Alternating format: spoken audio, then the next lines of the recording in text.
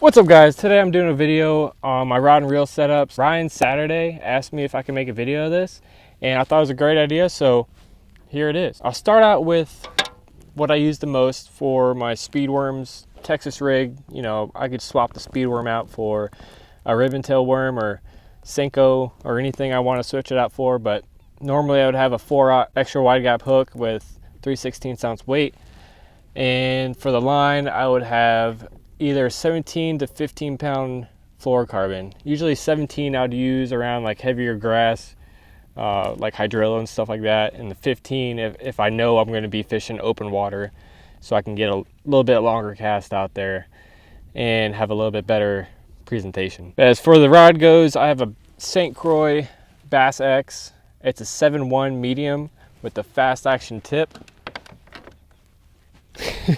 And for the reel, I have a Shimano Curado 200 XG, and I think the fastest gear ratio it comes with, I'm not sure what this one is, but I think it's 8:1. I like the fast gear ratio reels because I can get the bait in quicker, and I can always reel slower if I need my bait to move slower, if that makes any sense. But that's my main rod that I use a lot. For my topwaters, moving baits a lot, mostly just topwaters.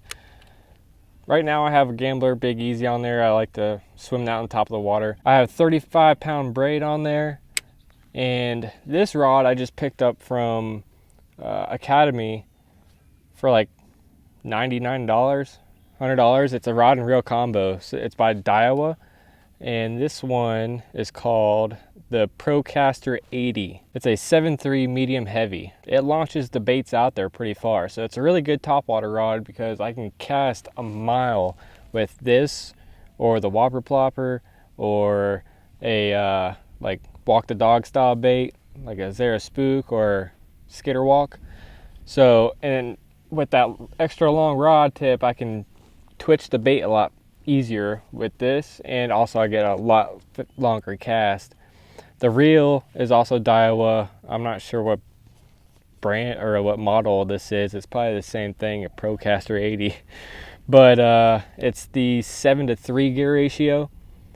It does fine. It's actually 7:5, and so far I think I fished with it for about a month now, and it's done its job. It's really smooth and it's never gave up on me, so it's a nice little combo for $100. For my chatterbaits and such, chatterbait, spinnerbait, those kind of moving baits, I have a St. Croix Bass X. It's a 7.2 medium heavy, so I like to also throw just swimming jigs on there too, so I want a little bit heavier rod to go through the grass and stuff like that.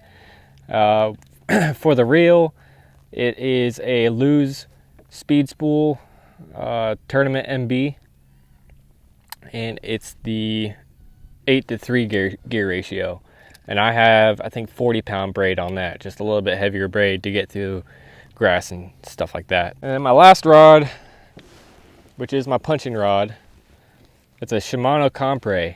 This is a very old rod I've had for years. It is a 7.7 medium heavy. It's not an extra heavy, it's not a heavy, it's medium heavy, with a Shimano Curado, just a 200 G7. It's an old reel I had forever. 7:1 gear ratio. I wish I had a little bit faster, but that's just what I have. I have 65 pound braid on there, and as you saw before in my other videos, I have 1.5 ounce tungsten for punching through mats and stuff like that, and I can change the bait out from the BB Cricket to the Why Not to some kind of beaver tail, you know, bait on there with a 3/0 Trokar flipping hook. And I got 2 bobber stoppers on there to keep the weight from sliding too far up. This rod, it's been doing pretty good for me, but it's not very comfortable flipping all day. Right here, it hurts my middle finger when I'm flipping. It's just not very comfortable. So I'm going to be looking at getting a new flipping punching rod here in the future, so I'm a little bit more comfortable flipping all day, because when you're on a flipping bite, you're gonna have to flip all day to find the fish. I only have 4 rods. I also have a spinning rod too that I hardly use. It's another Bass X rod. I like the Bass X rods. Their price is good. The build is good. Like, I haven't had any problems with the Bass X rods at all. Spinning rod, I think it's like a 7 foot or something like that, and I just have a 2500 series Shimano. I don't have it with me, but it's a Sierra, I think. And what I use that for is mainly the original Rapala. I popped the Rapala on top of the water. I have 15-pound braid on there, and also I use that for wacky rigging Senkos. So 5 rods, really. That's all I carry with me. If I go any more than 5 rods, it's just going to be a mess, and it's going to be aggravating trying to move them around and not trying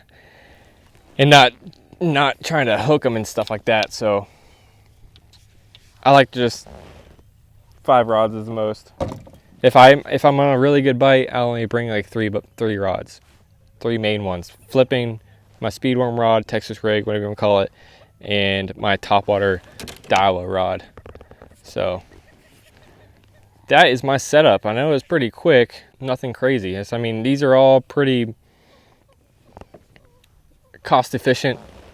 They don't cost a lot to have, and if I break a rod, it's not that big of a deal because I can just go get another one for $120.